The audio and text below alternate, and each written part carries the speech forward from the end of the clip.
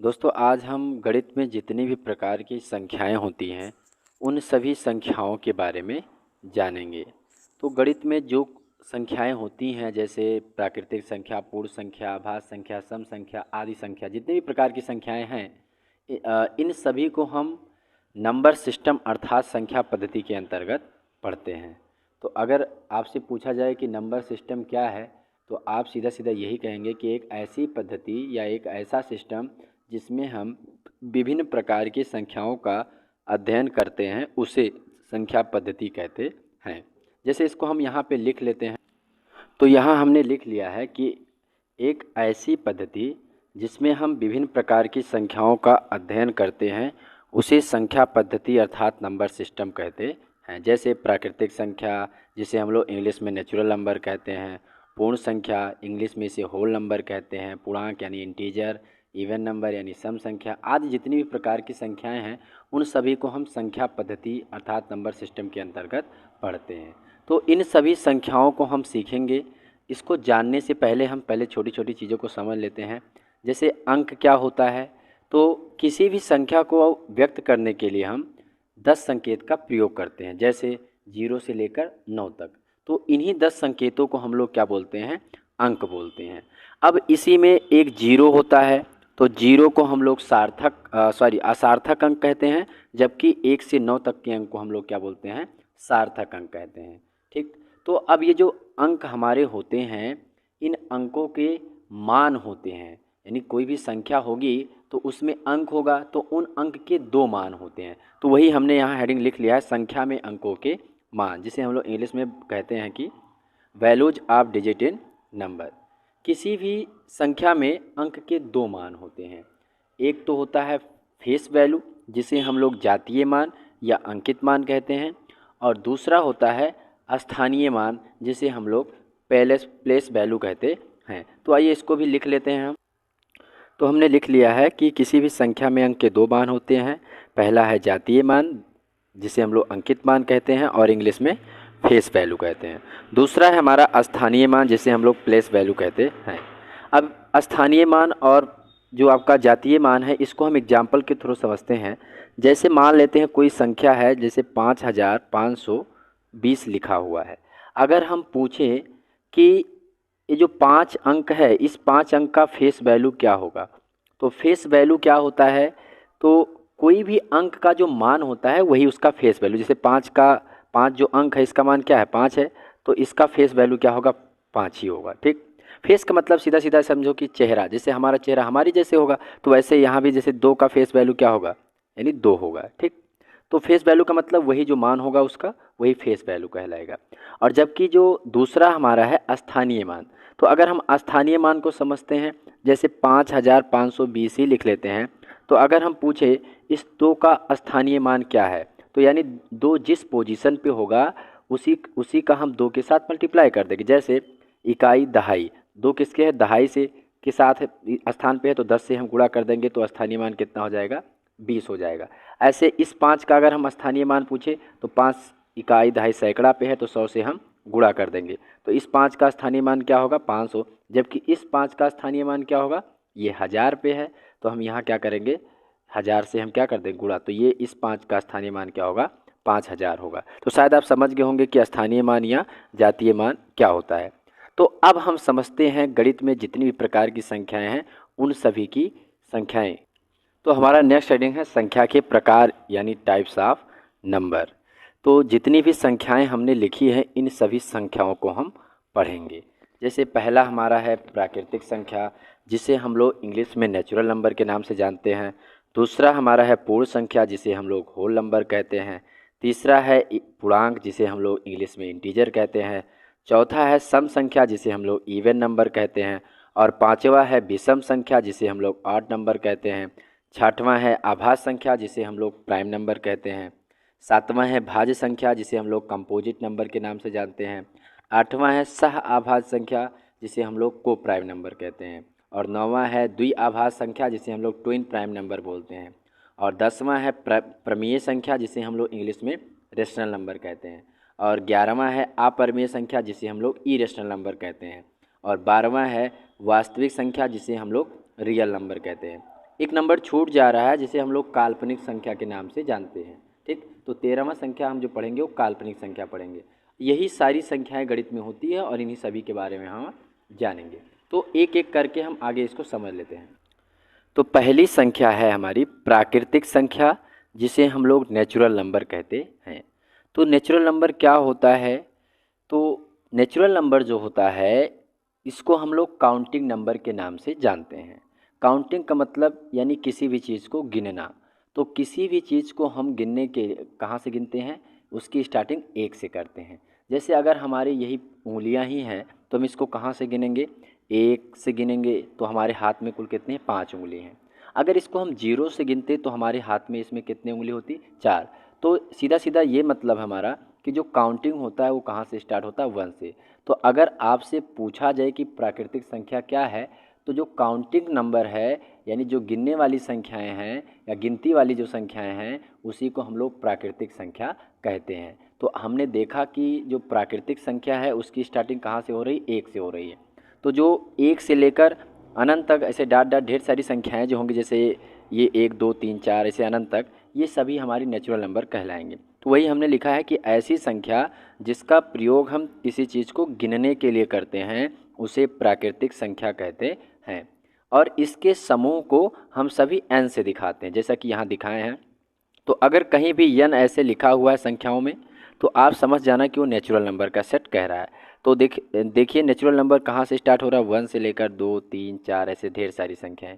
तो अगर आपसे पूछा जाए कि सबसे छोटी प्राकृतिक संख्या क्या है, तो 1 है। अगर आपसे कहा जाए कि एक अंक की सबसे बड़ी प्राकृतिक संख्या क्या है, तो 9 है। अगर आपसे कहा जाए कि 2 अंक की सबसे छोटी संख्या क्या है, तो 1 लिखकर आप क्या कर दोगे? 0 लिख दो, यानी 10 है। अगर 2 अंक की आपसे कहा जाए कि सबसे बड़ी संख्या क्या है, तो 99, यानी 9 को 2 बार कर दोगे। अगर 3 अंक की सबसे छोटी संख्या पूछी जाए तो 1 लिख के डबल 0, यानी 3 अंक हो गए। अगर 3 अंक की सबसे बड़ी पूछा जाए तो 9 को 3 बार, यानी 999। अगर 4 अंक की सबसे छोटी पूछा जाए तो 1 लिखकर आप 3 0 कर देना, यानी 1000 हो जाएगा। अगर आपसे चार अंकों की सबसे बड़ी संख्या पूछा जाए तो 9 को 4 बार, यानी 9999। तो ये हुई हमारी प्राकृतिक संख्या। अब हम नेक्स्ट नंबर को जान लेते हैं जिसे हम लोग पूर्ण संख्या कहते हैं। तो पूर्ण संख्या क्या होता है? बस नेचुरल नंबर और होल नंबर में यानी पूर्ण संख्या में यही फ़र्क है कि अगर इसकी स्टार्टिंग हम 0 से कर देते हैं तो वो हमारा पूर्ण संख्या यानी होल नंबर कहलाता है। तो इसको हम आगे लिख लेते हैं। तो हमने यहाँ वही चीज़ें लिख ली हैं कि जब प्राकृतिक संख्या में शून्य को भी सम्मिलित कर लेते हैं तो वह पूर्ण संख्या कहलाती है। और हाँ, जैसे नेचुरल नंबर यानी प्राकृतिक संख्या के समूह को n से दिखाते थे, वैसे हम होल नंबर यानी पूर्ण संख्या के समूह को w से दिखाएंगे। तो इसको हम कैसे लिखेंगे? w। अब देखिए नेचुरल नंबर है यानी जो प्राकृतिक संख्या है वो 1 से स्टार्ट हो रहा था, 1 2 3 4 ऐसे अनंत तक संख्याएं जाएंगी। बस यहाँ अगर हम 0 लगा देते हैं तो ये होल नंबर का सेट कहलाएगा। तो फ़र्क यही है कि जो पूर्ण संख्या होती है उसकी स्टार्टिंग 0 से होती है और जो नेचुरल नंबर होती है उसकी स्टार्टिंग कहाँ से होती है? 1 से होती है। तो अगर यहाँ से आपसे क्वेश्चन पूछा जाए कि सबसे छोटी पूर्ण संख्या क्या है, तो सबसे छोटी पूर्ण संख्या 0। अगर आपसे कहा जाए सबसे छोटी प्राकृतिक संख्या क्या है, तो वो आपका क्या है? 1 है। आइए हम नेक्स्ट नंबर के बारे में जान लेते हैं जिसे हम लोग पूर्णांक कहते हैं। तो जो पूर्णांक यानी इसे हम लोग इंग्लिश में इंटीजर कहते हैं, ये जो होता है ये 2 प्रकार के होते हैं। एक धन पूर्णांक होता है और एक ऋण पूर्णांक होता है। ठीक, तो धन पूर्णांक ऋण पूर्णांक समझने से पहले ये देखिए कि जैसे जो प्राकृतिक संख्याएं हैं और पूर्ण संख्याएं हैं, इन्हीं को अगर हम प्लस माइनस के साथ लिखते हैं, यानी सेम को अगर प्लस में तो प्राकृतिक संख्या है ही, अगर उसको ऋणात्मक चिन्ह के साथ लिख लेते हैं तो उसी सेट को हम पूरे को कहेंगे पूर्णांक कहेंगे। तो अब यहाँ पे प्लस भी होंगे माइनस भी होंगे, तो इसलिए हम यहाँ पूर्णांक को 2 भाग में बांट देंगे, एक धन पूर्णांक और क्या होगा? ऋण पूर्णांक होगा। तो इसको हम यहाँ पे लिख लेते हैं। तो वही चीज़ें हमने यहाँ पे लिख लिया है कि जब प्राकृतिक संख्या और पूर्ण संख्या को प्लस और माइनस के साथ लिख लेते हैं तो वह पूर्णांक कहलाता है। और इसके समूह को हम आई से दिखाते हैं। क्यों? क्योंकि सब जैसे इसकी इंग्लिश इंटीजर है, आई से स्टार्ट हो रही है, इसलिए हम किसे दिखाएंगे? आई से दिखाएंगे। तो अगर हम इंटीजर यानी पूर्णांक के समूह को दिखाएं तो पूर्णांक संख्याएं जो होंगी, जैसे नेचुरल नंबर कहाँ से स्टार्ट होता है? 1 से 2 से 3 4 5 ऐसे ऐसे। तो 1 से स्टार्टिंग नेचुरल नंबर का होता है ऐसे अनंत तक। अब इसी में हम अगर जीरो इंक्लूड किए, जैसे जीरो भी ले लिए, तो ये हमारा पूर्ण संख्या पूरा सेट कहलाया। अब इसी के बाएं साइड में यही संख्याएं माइनस में होंगी, दाएं साइड सब प्लस होंगी, यही सब क्या होगा बाएं साइड माइनस। तो ऐसे डाट डाट ढेर सारी संख्याएं, तो ये हमारा कहलाएगा पूर्णांक। तो जीरो टू राइट यानी जीरो के जो दाहिने तरफ है, इसी को हम लोग बोलते हैं धन पूर्णांक, इसी को हम लोग बोलते हैं धन पूर्णांक। और जीरो के जो पीछे है यानी बाएं है, इसी को हम लोग बोलते हैं ऋण पूर्णांक कहते हैं।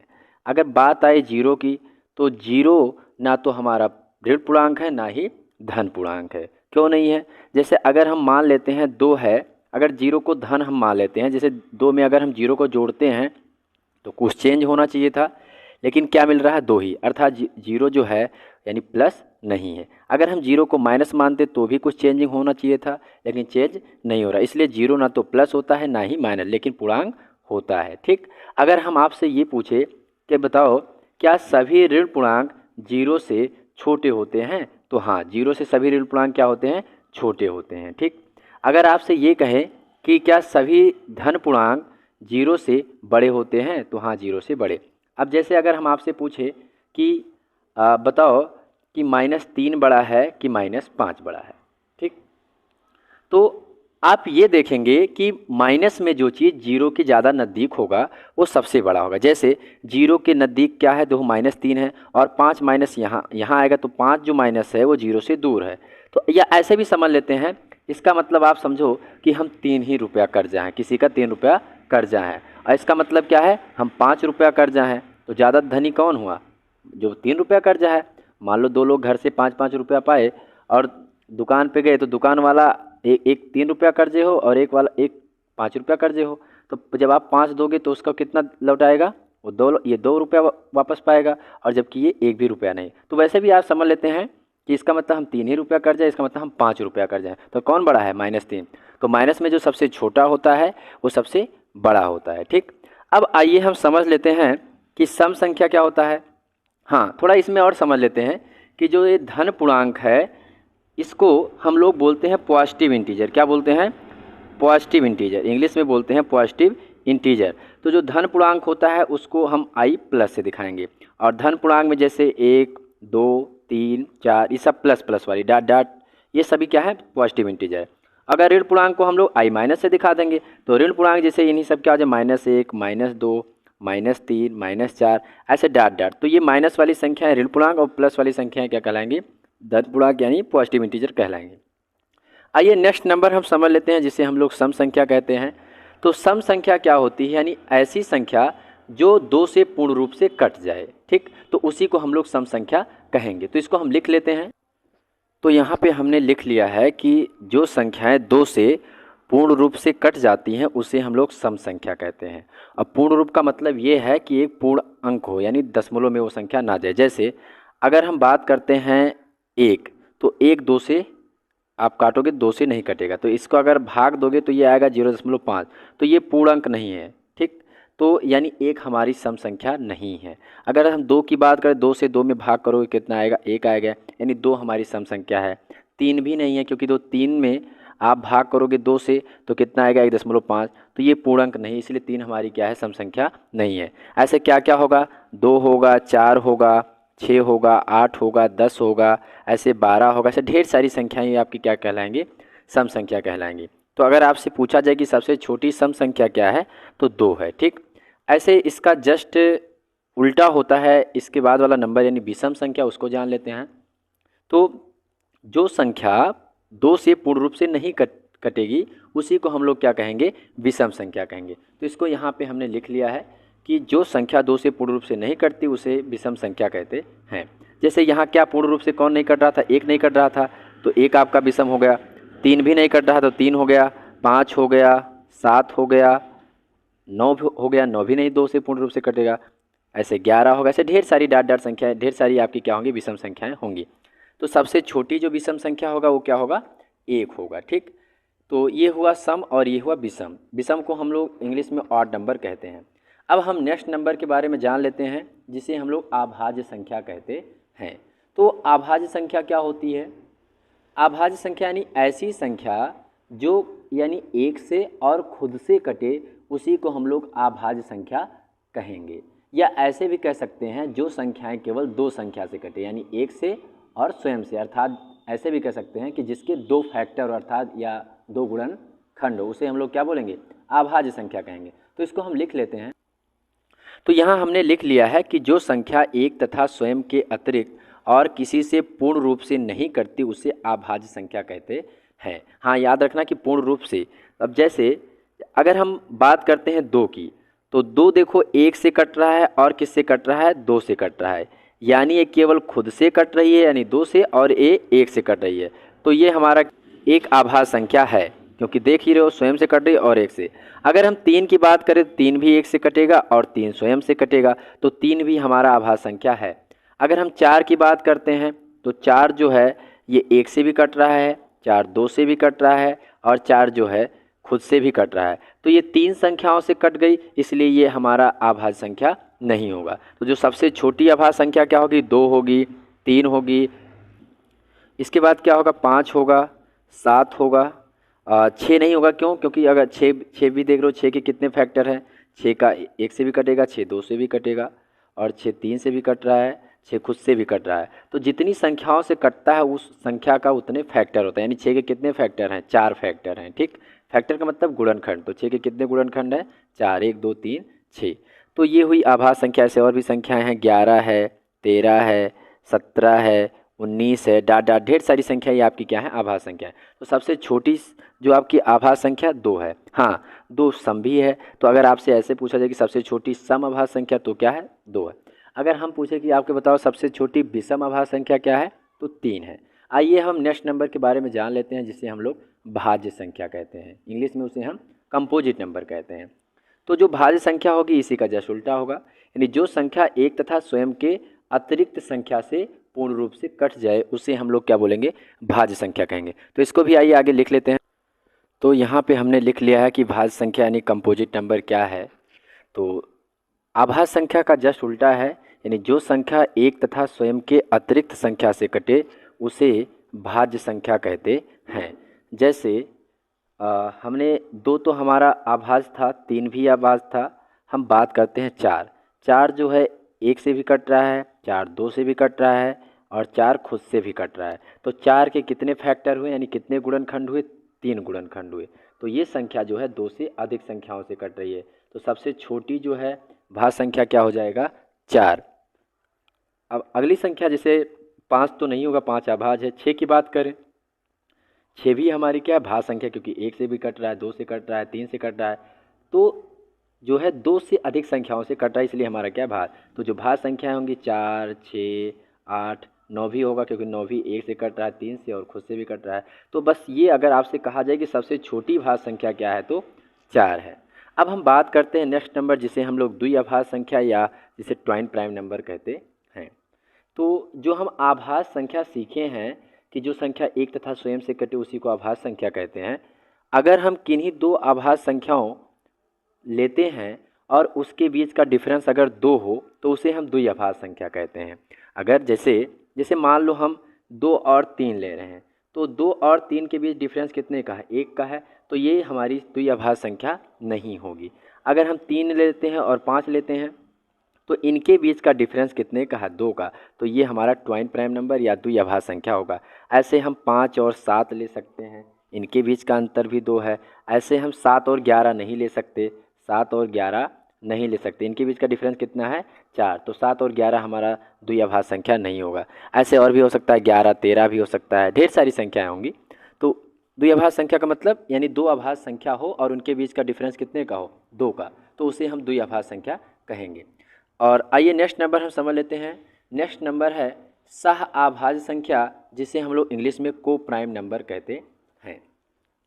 तो ऐसी दो या दो से अधिक संख्याएं, ठीक, जिनके हम अगर गुणनखंड करते हैं तो उनमें केवल एक ही कामन उभयनिष्ठ हो, यानी कामन को ही हम लोग उभयनिष्ठ बोलते हैं हिंदी में। तो जैसे उसमें केवल एक ही उभयनिष्ठ गुणनखंड हो। जैसे यहाँ पे हमने लिखा ऐसी दो या दो से अधिक संख्याएं जिनके गुणनखंड में एक के अलावा कोई अन्य उभयनिष्ठ गुणनखंड ना हो, तो उसे हम लोग सहभाज्य संख्या कहते हैं। जैसे इसको एग्जाम्पल से समझ लेते हैं। जैसे अगर हम दो लेते हैं तो 2 का अगर गुणनखंड करते हैं यानी क्या क्या होगा, यानी 2 किस किस से कटेगा, 1 से कटेगा और 2 से कटेगा। अगर हम 3 लेते हैं, 3 किस से कटेगा, 1 से कटेगा, खुद से कटेगा।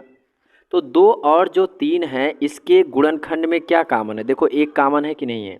तो जब ऐसी 2 या 2 से अधिक भी संख्या हो सकती है जिनके गुणनखंड में केवल एक कॉमन हो, तो उसे हम लोग सह संख्या कहेंगे। यानी 2 और 3 हमारी क्या है, सह संख्या है। अगर हम 3 और 5 की बात करते हैं तो 3 और 5 में भी ये हमारी क्या है, सहाभाज्य संख्या है। ऐसे दो संख्याओं में भी हो सकता है, जैसे मान लो 2 ले लिए, 3 ले लिए और 5 ले लिए। तो ये 3 संख्या है, इसमें भी 2 के फैक्टर में क्या आएगा, 1 से कटेगा, 2 से कटेगा। 3 का भी फैक्टर क्या होगा, 1 होगा, 3 होगा। 5 का भी फैक्टर क्या होगा, 1 होगा, 5 होगा। तो इनमें क्या कॉमन है, एक देखो इनमें एक के अलावा और कोई चीज़ कॉमन नहीं है, तो ये भी हमारी सहभाज्य संख्या है। अगर हम 2 और 4 की बात करते हैं तो 2 का जब फैक्टर होगा वो 1 होगा, 2 होगा, फैक्टर का मतलब गुणनखंड, और 4 का गुणनखंड होगा। गुणनखंड का मतलब यानी वो किन किन संख्याओं से कट रहा है, तो 4 जो है 1 से कट रहा है, 2 से कट रहा है और 4 से कट रहा है। अब इसमें देख रहे हैं 2 और 4 के गुणनखंड में एक कॉमन है, लेकिन यहाँ पे क्या कॉमन है, 2 भी कॉमन है। तो जो 2 और 4 है ये हमारी सहभाज्य संख्या नहीं है। ठीक, शायद समझ गए होंगे। आइए नेक्स्ट नंबर जानते हैं, जिसे हम लोग प्रमेय संख्या है। नेक्स्ट नंबर जिसे हम लोग रेशनल नंबर के नाम से जानते हैं। तो आप लोग जानते भी होंगे पहले से कि ऐसी संख्या जिसे P/Q के रूप में लिख सकते हैं उसी को हम लोग क्या बोलते हैं, प्रमेय संख्या कहते हैं। लेकिन याद रखना, जो प्रमेय संख्या होता है इसके समूह को हम लोग किससे दिखाते हैं, Q से। ठीक, तो जो प्रमेय संख्या होगा यानी प्रमेय संख्या जिसे हम लोग रेशनल नंबर कहते हैं, ये जो है P/Q के रूप में लिखा जाएगा।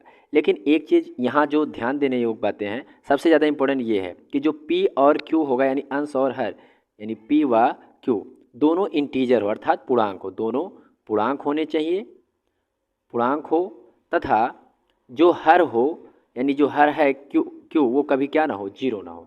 तो आपको ध्यान देने योग्य बातें ये है कि दोनों क्या होने चाहिए, पूर्णांक होने चाहिए, और Q क्या नहीं होना चाहिए, यानी हर जो है आपका जीरो नहीं होना चाहिए। जैसे एग्जाम्पल के थ्रू समझते हैं, जैसे अगर मान लेते हैं हमने 1 और 3 ले लिया तो क्या है, परमीय संख्या है।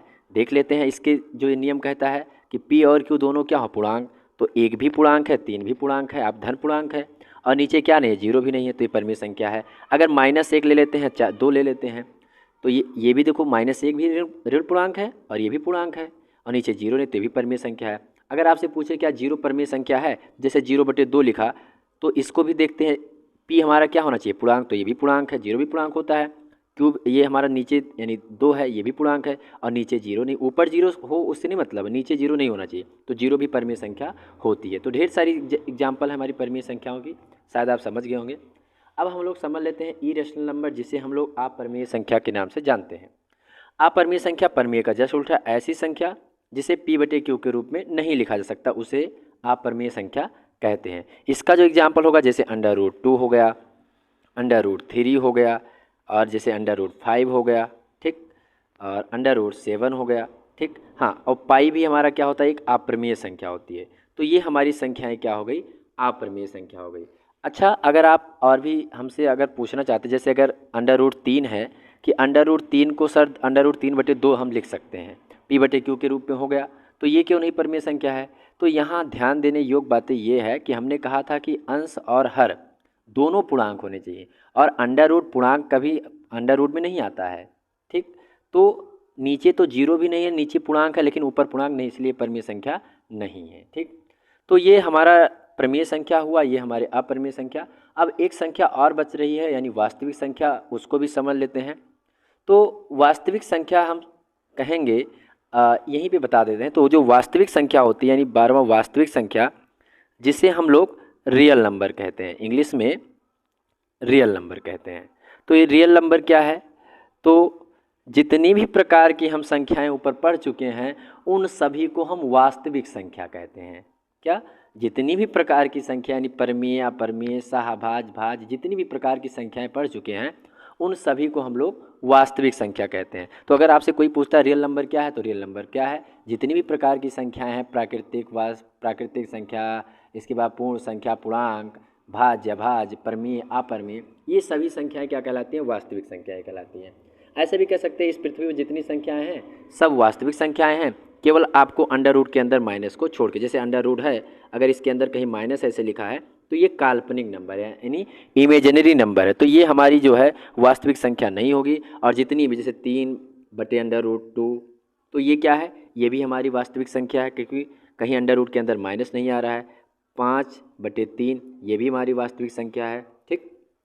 1.202 ये भी वास्तविक संख्या है। बस आपको ये ध्यान देना है कि कहीं अंडर रूट के अंदर माइनस ना हो। अगर अंडर रूट के अंदर माइनस है तो हाँ, इसी संख्या को हम लोग इमेजिनरी नंबर या काल्पनिक संख्या के नाम से जानते हैं, ठीक।